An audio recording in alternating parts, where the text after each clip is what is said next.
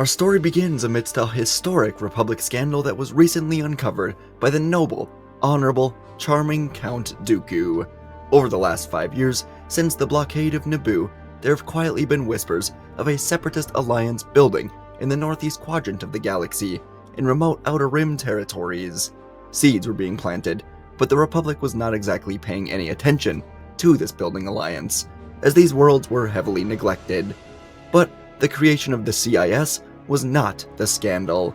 Dooku was now broadcasting a message across the Outer Rim, and with a somber tone, he was telling the people of these neglected, economically downtrodden systems that he's uncovered a great Republic secret on the hidden world of Kamino.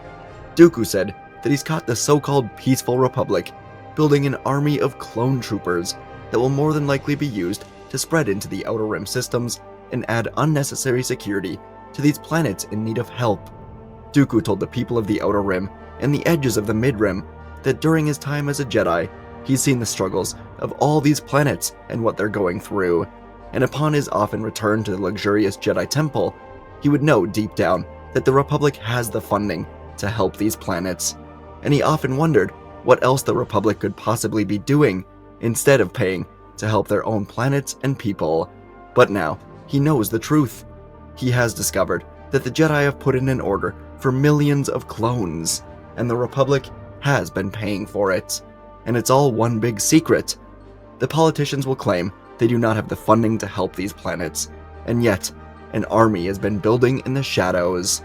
Dooku looked directly into the HoloNet camera, telling the people of the Outer Rim that now is the time to rise up.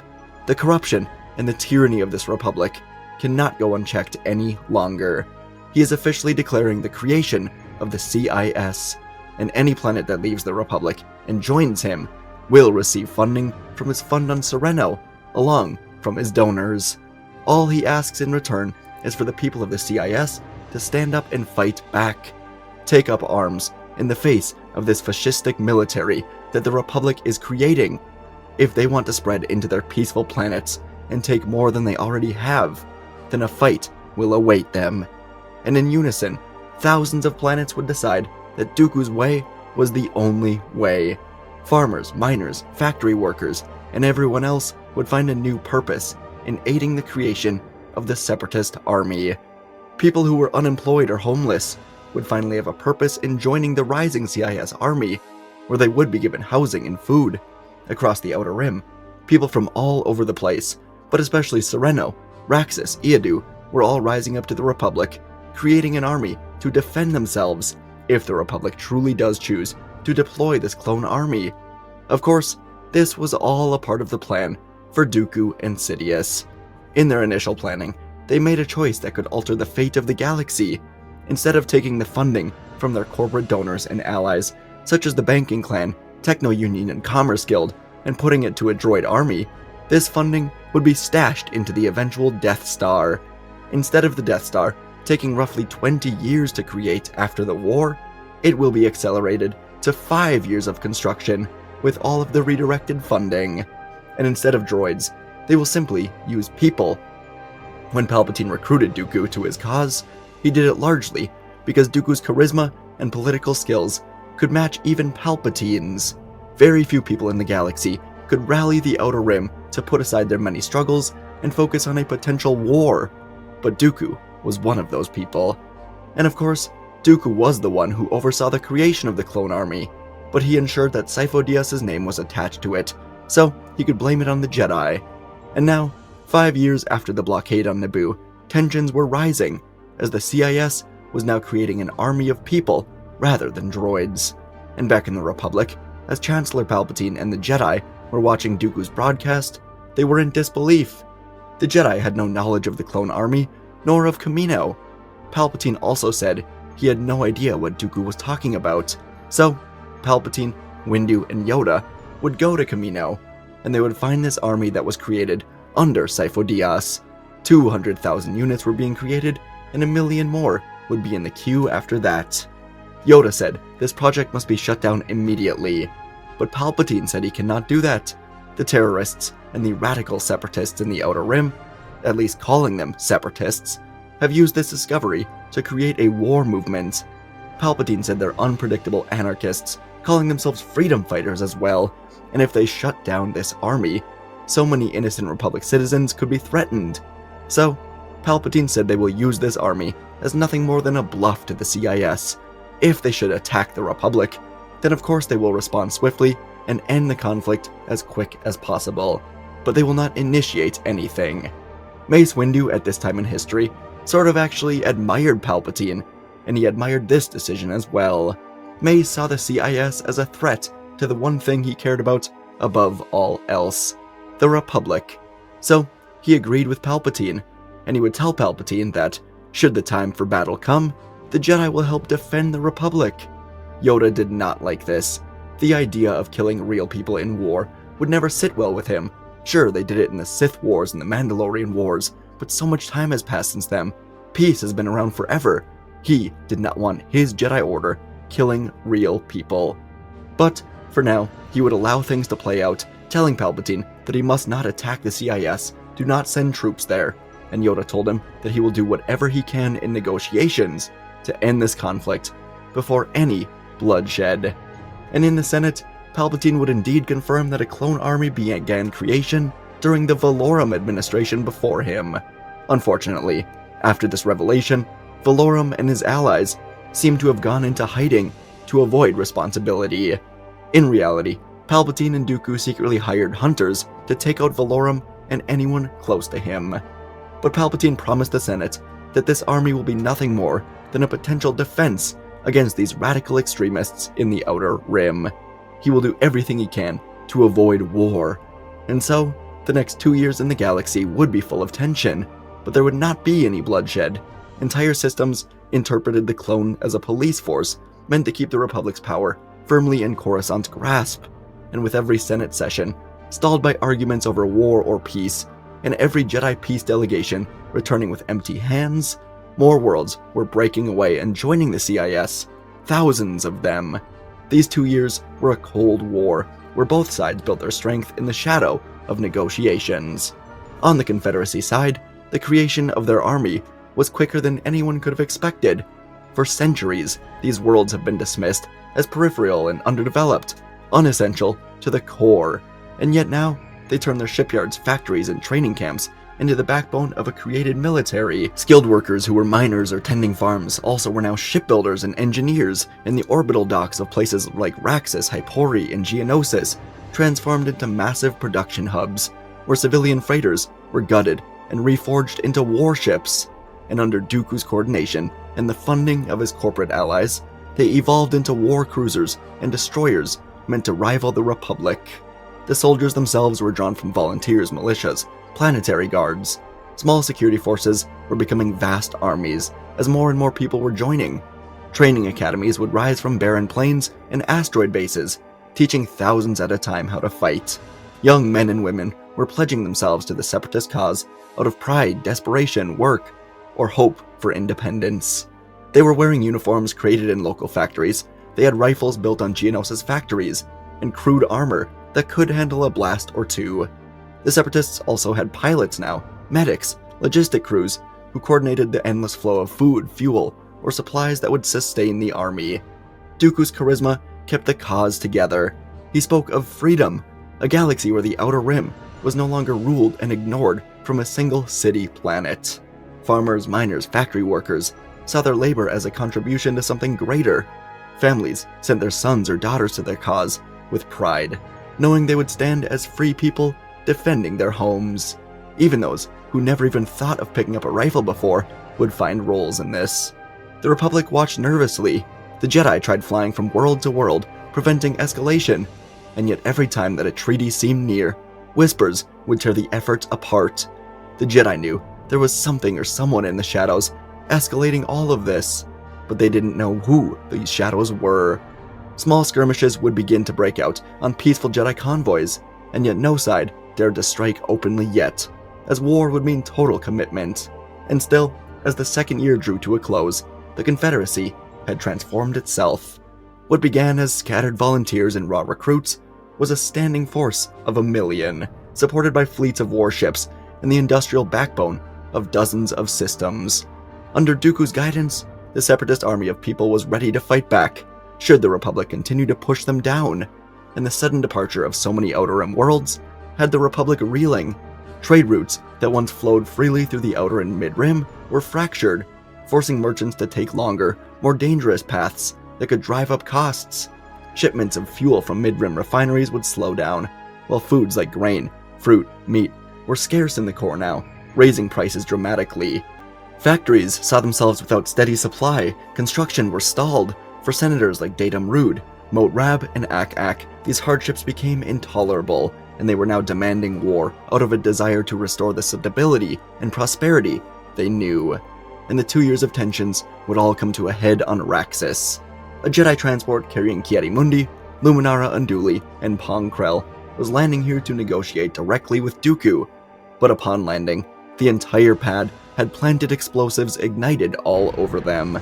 The 3 Jedi would die in a fiery explosion, and although Dooku tried to disavow himself and his entire army from the attack, Palpatine had no choice. He finally called upon Kamino, learned the clones were ready, and he deployed 3 Republic Venators equipped with full crews and landing teams to Raxus. This attack on the peaceful Jedi was a declaration of war, and so clones were dropped into the main city to try and find these terrorists who bombed the Jedi. All throughout the city, clones went from home to home, person to person, using the bombing as an excuse to raid their homes and search for tools that could have been used in the bombing. Dooku, secretly working with Palpatine, would initiate the CIS response to this Republic invasion. Resistance to the Republic began with scattered rifle fire from rooftops and alleyways, but within hours, it escalated and the entire city would be in revolt. Soldiers with the CIS who trained for just 2 years poured into the streets. Barricades were rising from rubble and blaster fire as the night was lit up. A young girl named Illyra fought desperately alongside her brother Darren at one barricade, only to watch him fall to merciless clone blasters, faceless masks shooting him down, and she was dragged away in shock. Across the market district, Captain Varro, a veteran of the Raxus Guard, led a small unit in ambushing a clone squad among the shattered remains of a town market, cutting down several clones, but soon Varro and his entire squad was mowed down by these clones. They were bred for this. Everywhere, citizens that had become soldiers were answering the Republic's incursion with blood of their own. Republic gunships were firing down on plazas, collapsing apartments where these terrorists were rumored to be hiding, and innocents were buried alive. Separatist fighters were scrambling from hidden hangars to challenge them in chaotic dogfights over the skyline. Dogfights that the clones would win in dramatic fashion. Clones stormed through narrow streets, rifles were raised, and every corner hid furious citizens. By nightfall, the capital of Raxus was in ruins. Towers were crumbling, ash and bodies littered the avenues. The Republic had come to impose order, but instead, they truly ignited the war. Across the galaxy, the massacre at Raxus would be remembered as the day peace finally died. And there was one key takeaway that put fear into the hearts of the CIS. The first impression of the clones was that they were merciless, battle-trained warriors. For all of the training of the CIS soldiers, they were no match. The Republic would leave Raxus with the warning, do not continue this war, or no one will survive. But there was no turning back now. In the weeks that followed Raxus, the galaxy indeed descended into open war. Clones bred only for battle and trained from birth to fight spread across the Outer Rim in waves of white armor. The last thing many CIS soldiers would hear was, "For the Republic," coming from clones that barely knew what the Republic was. The gunships tore through the skies of cities. They marched through the streets, enforcing the Republic's will with power and fear. CIS recruits fought bravely, but were met with the grim reality of facing men who lived for nothing but battle. Casualties were mounting in terribly staggering numbers. Entire militias were cut down in single afternoons. The soldiers of the Separatist cause were filled with terror, yet they held fast because surrender meant submission to the faceless clones enforcing the will of the elites. And the Jedi were deeply conflicted. As each day passed, it was clear the fighting would only grow. The Senate was impatient with the Jedi, as they were yet to take up arms against these radical groups in the Outer Rim. They threatened to take funding from the Jedi if they do not fight. In council, Yoda, Obi-Wan, Plo Koon, Kit Fisto, and Shaak Ti were heavily against the fighting. Mace Windu, Coleman Kaj, and recently elected members Pablo Jill and Coleman Trevor said that they must fight back, especially after 3 of their own were murdered on Raxus. They must protect the Republic. A schism was forming in the Jedi Order, and in the Senate, some of the senators began to realize that the Jedi may be the path to peacefully ending this war as soon as possible. Recently, one of these Jedi, Anakin Skywalker, was sent to protect Padme on Naboo during negotiations with her people about the war. During this trip, the two of them fell in love, as Palpatine expected, but because Obi-Wan was in council for the debates on the war, Anakin was alone, and he was able to get away and actually save his mother in time. Anakin would return Shmi to the Lars home, and over a few nights, Shmi, Anakin, and Padme would talk about the growing war, and Shmi would try to give Anakin a perspective that she often heard in the Outer Rim. She said that the Jedi in the Republic speak of peace, but they've never lived lives out here in the Outer Rim, not exactly on Tatooine, but other planets that are part of the Republic. They watch their children starve, while Coruscant debates tax codes. They bury families from conflicts that the core never even notices. When their ships break down, no fleets come to help them. When pirates raid their villages, the Republic looks the other way, too busy protecting its city world. And then they learn they've been building an army in secret, not to rebuild their worlds, but to send soldiers to keep them in line. They tell the Senate to trust them, but they've only ever been forgotten. So, if it's war that gives the people a voice, then they're going to fight, because for the first time, someone is offering them a chance to choose a better future. Anakin and Padme heard this, and they, among others in the Order and Republic, began to wonder if they were on the wrong side in all of this. And yet, the first months of the war tore across the Outer Rim with brutality. The clones stormed Separatist worlds with paths of destruction through cities, villages, taking down countless soldiers fighting for the CIS. And yet as battle dragged on, a strange shift would quickly begin to take hold. At the end of one battle on Iadu, clones called Rex and Cody found themselves firing at farmers wielding rifles, miners carrying explosives, students with old vibroblades. These were not soldiers. These people fought with desperation, purpose, courage born from the simple desire to protect their homes and try to find change. Clones who lived their entire lives knowing only training fields and war prep began to slow down, and for the first time, they would question why they were killing these people. Reports were spreading of clone squads hesitating in battle or even lowering their weapons, reports of the clones showing humanity. And in these months, the Jedi would reluctantly enter the war, but as they fought alongside the clones, many of them would choose to separate from the Republic and the Jedi Council. As they were sent into battle, and they saw the clones burning villages, arresting entire populations, cutting down people trying to fight back. And soon, on some battlefields, clones marched into Separatist strongholds and would be met by Jedi that were now fighting for the CIS people. Clones and Jedi were turning to the other side. And as months continued on, the defiance of the Jedi and the clones became the story of the war. Anakin and Padme were among the people at the front of this movement, and more Jedi, such as Obi-Wan and Plo, followed their path, while Yoda looked on with pride, and Windu was forced to look inward upon himself. Even within the Senate, voices began to change, calling the war unjust, as casualty reports were mounting. The Republic's overwhelming force fractured under its own doubts, as Palpatine's propaganda could convince the Republic citizens of just about anything, but those involved in the fighting, the clones and the Jedi, saw the truth. The Outer Rim began to turn the tide as its long-ignored citizens fought for something real, and all of this greatly frustrated Palpatine. The clones were created specifically because they would follow orders. His plan was to spend 3 years at war, slowly turn the Jedi into something unrecognizable, strip away democratic regulations holding him back, and in the end, turn the Republic into an empire, wipe out Dooku and the CIS army along with the Jedi.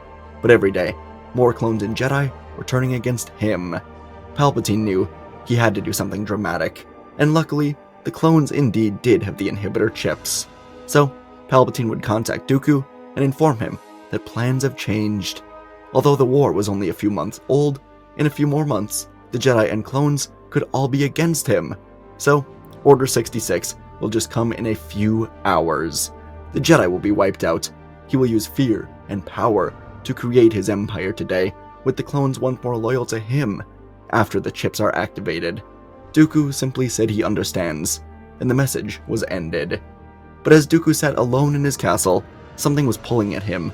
It was not the darkness that he'd embraced for so long. It was a feeling he often had as a Jedi. It was hope. As the days would pass by, Dooku began to admire the CIS soldiers, along with the Jedi and the clones, who refused to continue fighting. The galaxy was, oddly enough, more united than it had been in so long. Even people on Coruscant and other core worlds were launching protests in favor of the CIS after seeing the ruthless slaughter ordered by Palpatine and his loyal senators. And Dooku saw the truth. The heart of corruption in the galaxy is the Sith, and if the Sith fall, the corrupt web of the galaxy will break apart. Dooku knew now that it was his destiny to ensure Palpatine cannot continue his reign any longer. The people are fighting for his side. They've shown him they are more than pawns for everything. They deserve a real future. And on Coruscant, Palpatine knew the defections of the Jedi, the wavering loyalty of the clones, and the growing support of the Confederacy could ruin everything. He must seize control through terror and death. And from his office on Coruscant, he was dispatching Jedi generals to campaigns across the Outer Rim. Entire clone battalions were quickly redirected under his secret orders, recalled and funneled back to Coruscant, where they would soon enter the temple. Anakin Skywalker was discarded as a failure, who chose love and rebellion over destiny.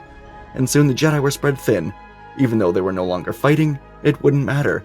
The clones were in ready position. Their disloyalty would end today, as the inhibitor chips would turn them into unwavering droids. Sidious turned on his communicator and prepared to issue the order, but as he began plugging into the comms, he sensed a lightsaber suddenly spinning through the air. Sidious ducked, and the saber stabbed right into the communicator as it sputtered out. Sidious turned to the doorway to see Dooku standing there, calling the saber back into his hands. He got here just in time, and Sidious realized the grand betrayal has reached even Dooku himself. Dooku said he's seen the path he must take, and that path no longer involves the Sith. Sidious didn't have words. His anger spoke for him, and red blade would clash against red as Dooku moved in, striking with his elegant power, blades sweeping through the air, keeping Sidious at bay. Sidious swung his own saber with desperate, angry power, pressing forward with a speed that threatened to overwhelm Dooku. As they moved through the office, the grand window was shattered, the desk and the chairs were in ruins, and the walls burned with the sparks and scars of missed blows. Sidious flipped over to the window, blasting tendrils of lightning across the office.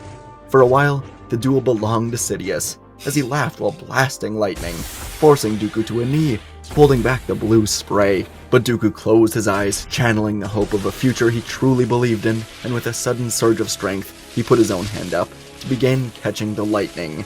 It was burning his hand, but still Dooku rose, blade moving through the lightning, until Sidious was pushed hard into the far wall, cracking it as he smashed into it.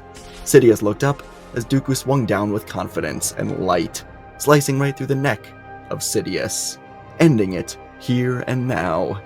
And with Sidious dead, Dooku could begin tearing apart the secrets, poisoning the galaxy. To every corner of the galaxy, he revealed that Palpatine created the secret clone army.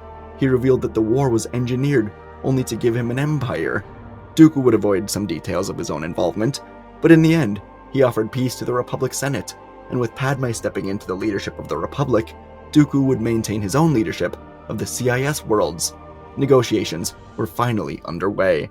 Trade routes would reopen, carrying food, medicine, and fuel to the worlds starved of aid and hope.